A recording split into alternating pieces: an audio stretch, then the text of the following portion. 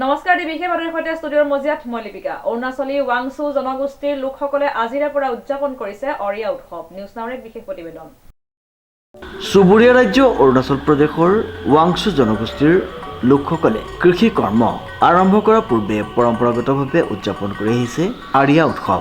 7 দিনীয়াকৈ পালন কৰা আৰিয়া উৎসৱৰ আজি অৰুণাচল প্ৰদেশৰ লংডিং জিলাৰ কানুবাৰীত বৰ্ণাঢ্য কাৰ্যসূচীৰে উৎসৱৰ শুভাৰম্ভ কৰা হয়।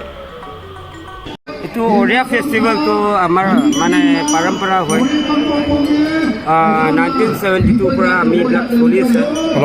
তথাপিও আমিবিলাক এতিয়ালৈকে 2026 আছে না আজিলৈকে এতিয়ালৈকে আমিবিলাক পৰম্পৰাটো আমিবিলাক যিটো মানে আমাৰ মা বাবা যিটো ফ'ৰ ফাদাৰ পৰা চলি আছে এইটোতো মানি কেনে আহিছে এইটোলৈকে আজি 2026 16 ফেব্ৰুৱাৰীটো আমি এইবিলাক হেপিনেছ আমিবিলাক মানিছে।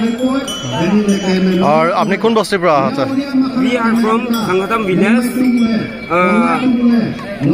on our Rujan society.